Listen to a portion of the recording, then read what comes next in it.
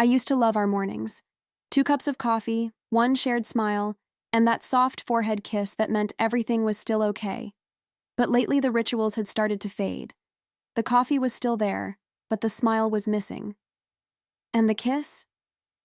Gone, like it slipped quietly out the back door without saying goodbye. At first, I told myself it was just stress, a rough patch, something we'd ride out, like we always had. But the excuses started piling up. Late nights at work, last-minute meetings, vague responses to simple questions. His phone never left his hand, yet somehow he always seemed unreachable. And when I finally asked if he was okay, if we were okay, he didn't even look up. Instead, he sighed, said I was being paranoid, that I was reading into things again. I remember how cold that moment felt, as if the room had lost its oxygen. And then came the twist I wasn't expecting. He said I should talk to someone. A therapist, he suggested, as if that would fix the weight in my chest he had helped create. It'll be good for you, he added. For us. I didn't say yes right away.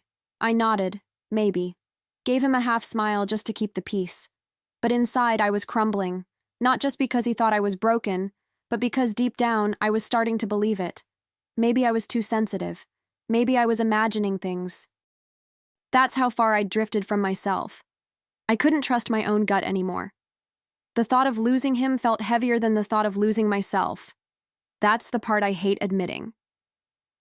So I made the call, booked the appointment, told myself I was doing the brave thing, being mature, taking action. What I didn't realize then was that I wasn't walking into a safe space. I was walking straight into a setup. Still, I showed up.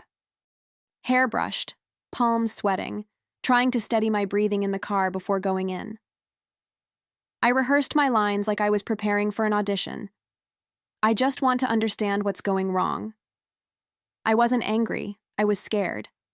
Scared of being left behind, scared of becoming unlovable, scared that somehow, without knowing it, I'd ruined the one thing that mattered most to me. Daniel seemed relieved when I told him I'd booked the session. He even smiled, the kind of smile that used to feel like home, but now felt strangely distant, like it was meant for someone else. I'm proud of you, he said, as if I were a child who'd finally stopped throwing a tantrum, as if I were the problem, and he was the one being patient. That night, I lay in bed beside him, staring at the ceiling, wondering how we got so far apart while sleeping in the same space. His back was turned, his breathing deep, and I just kept thinking, what if he's right? What if I really do need help? I clung to that question like it was a lifeline, not knowing yet how twisted the rope actually was.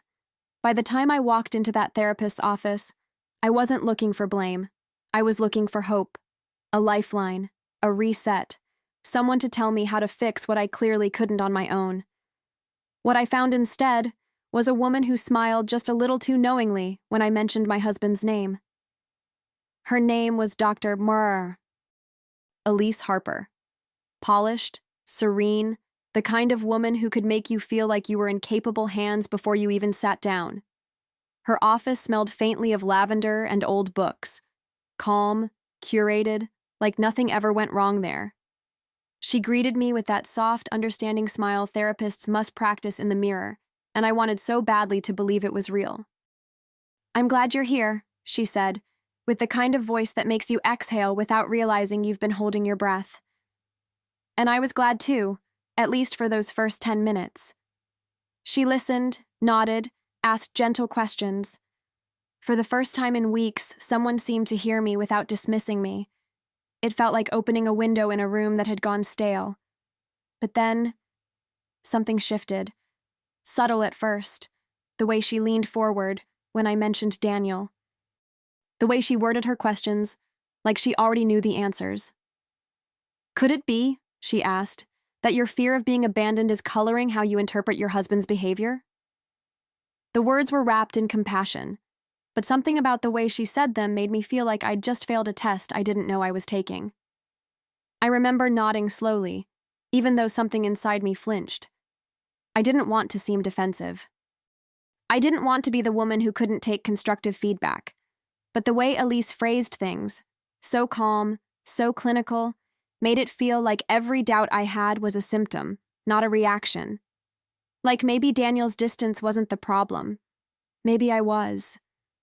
Each session left me more drained than the last. I'd walk out gripping my car keys like they were the only thing tethering me to reality. I'd cry before even pulling out of the parking lot, not because I was healing, but because I felt smaller every time. Lighter, not in a freeing way, but in the way you feel when something important's been chipped away. Daniel, of course, was thrilled. He told me how proud he was, how committed I sounded. He never missed a chance to remind me how this was working. And God help me, I wanted to believe it. I wanted to believe Elise was helping me see clearly, that I was getting better. That love was on the other side of all this painful growth. But as the weeks passed, I began to notice small things. Barely there glances, a particular warmth in Elise's voice whenever she said his name. It wasn't overt, nothing anyone else would catch, but I caught it. The way she'd say Daniel with a softness that didn't match her usual clinical tone. Like it meant something to her. Like he meant something to her. And sometimes she'd refer to things he'd said. Things I hadn't mentioned. I'd tilt my head, puzzled, trying to piece together how she knew. He's mentioned feeling helpless, she once told me, but I never said he felt that way. I said he acted like he didn't care. The difference was subtle, but it scratched at me, left little marks I couldn't ignore. Still, I said nothing. Because how do you accuse your therapist of knowing too much about your husband? How do you bring that up without sounding even more unstable than they already think you are? So I kept showing up. Smiling, taking notes, swallowing my instincts like bitter pills. But something deep in my gut was stirring, something that was about to claw its way to the surface. It was supposed to be a quick stop. I'd left my scarf, an old, soft thing my mother gave me, draped over the arm of Elise's couch after our session. I almost let it go, told myself it wasn't worth the trip. But something told me to go back. I parked outside, heart oddly unsettled, and walked in through the side entrance, the one they always said was just for privacy. The waiting room was empty, the door to Elise's office cracked just enough. I was about to knock when I heard her voice, light, laughing, but not like she sounded in session. This wasn't the clipped calm of a professional. This was personal, intimate. I paused, my fingers still hovering near the door frame, when the speakerphone crackled to life. "Hey, babe," her voice purred. "Tonight was amazing." She giggled. "I keep thinking about the way you kissed me after the session." My stomach dropped. I didn't move. I couldn't. It felt like my body forgot how to breathe, like the floor shifted beneath my feet and left me suspended in disbelief. There was a silence after her words, the kind that fills a room like smoke. Then came the next blow, casually cruel and drenched in smugness. "Can't wait for your wife to figure out how broken she is." She laughed again, softer this time, as if savoring the sting of it. That voice, the same one that asked me about my childhood, my fears, my marriage, now mocking me like I was some kind of pathetic punchline. I backed away from the door without making a sound. My heart was pounding, but my hands were steady, steadier than they'd been in weeks. Something cracked open in me in that moment. Not a breakdown. No. A breakthrough.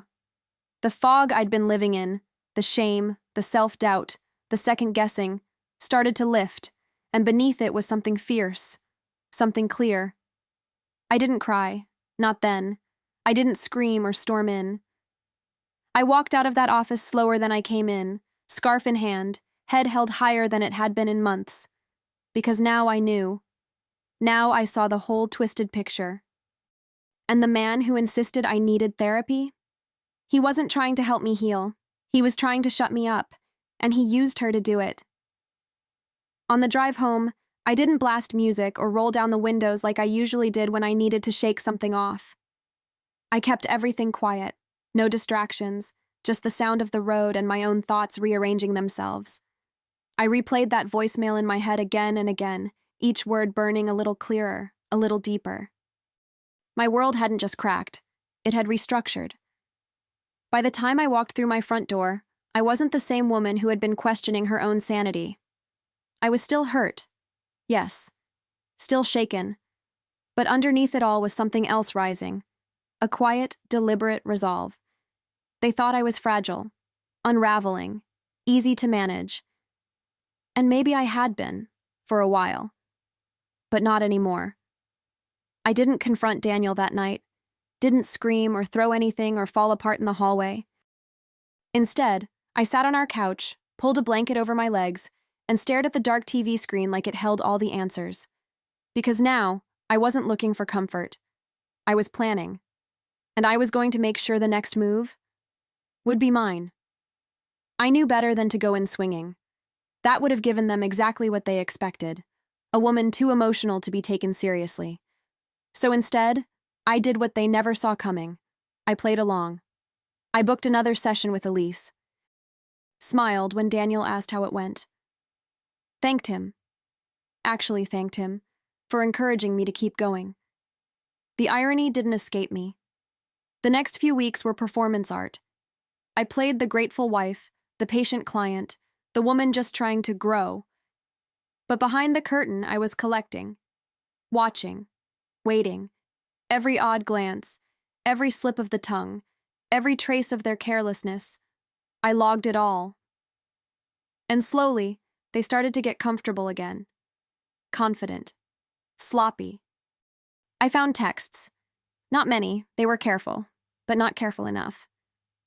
A message hidden under a contact named E. A calendar invite titled, Consult Saturday. I checked his location history. Work retreat, he'd said. But the resort had a couple's spa package. And Elise? She had tagged herself nearby that same weekend. Coincidence? Please, I started recording. Voice memos outside Elise's office when their laughter spilled through slightly opened windows.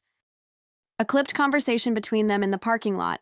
Nothing explicit, but enough innuendo to paint the picture. I took screenshots, printed emails. I even backed up my therapy notes, the ones Elise told me to keep for reflection. I'd be reflecting, all right, just not the way she thought. Daniel kept praising me, said I seemed lighter, more balanced. He had no idea I was studying him like a lab rat. Every compliment he gave me now sounded like a confession. Every smug pat on the back was another clue that he believed I was still in the dark. And Elise? She stayed polished, perfect, but the cracks were starting to show. I scheduled one final session. This time, I brought more than just a notebook. I brought a recorder, tucked discreetly in my purse. I rehearsed my words the night before, calm and steady. No rage, no tremble, just facts. The truth, laid out like a scalpel on a tray. I wasn't going in to cry. I was going in to cut clean.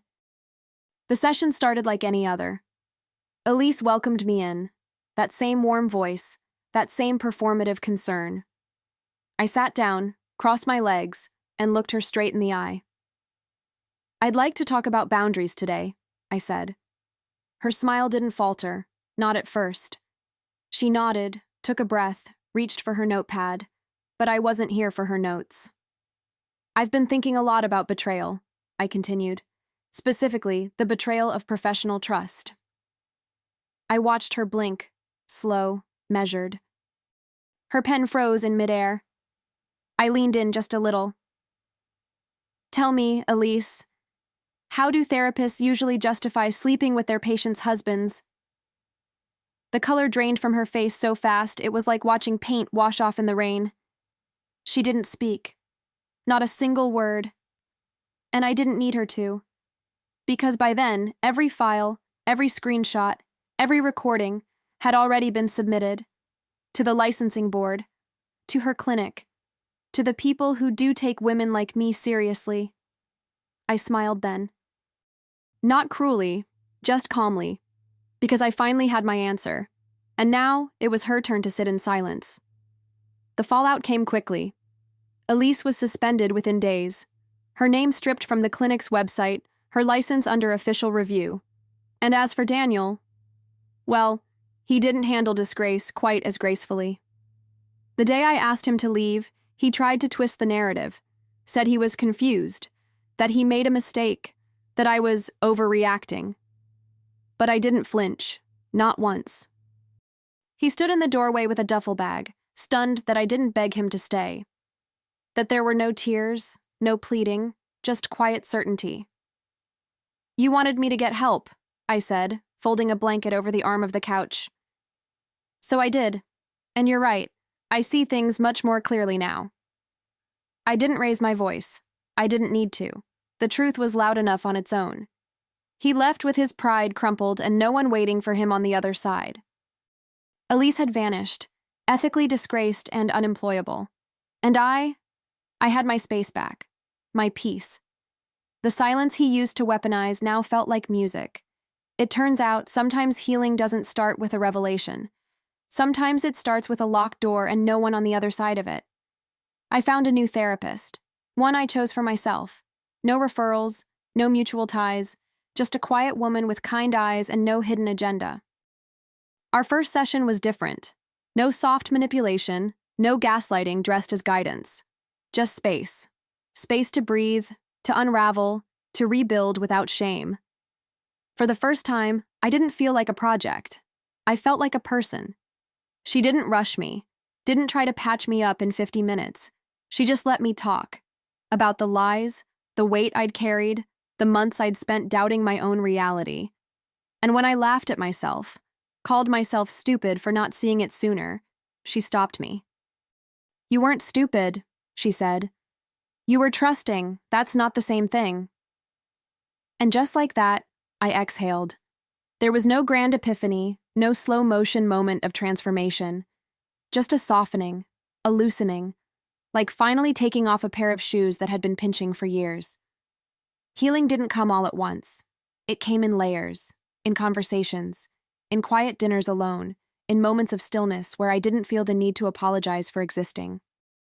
One afternoon, a few months later, I sat in my new therapist's office with a warm mug between my palms. The air smelled faintly of sandalwood and fresh paper. We were wrapping up, nothing heavy that day, just small reflections. I smiled, really smiled, and said, "Turns out I wasn't the one who needed fixing." My voice didn't shake. It didn't have to. We both knew the weight of that sentence, not just because it was true, but because it had taken everything in me to get there. The betrayal, the manipulation, the slow erosion of trust, none of it broke me. It bent me, yes, but it also reformed me into something sharper, something wiser, something that no longer begs to be seen because she sees herself. I walked out into the sunlight that day feeling taller, not healed, not completely, but healing. There's a difference. One says you've finished something, the other says you've begun, and for the first time in a long time, I wasn't looking back. I wasn't looking for explanations or apologies or proof. I was just walking forward, and that was enough.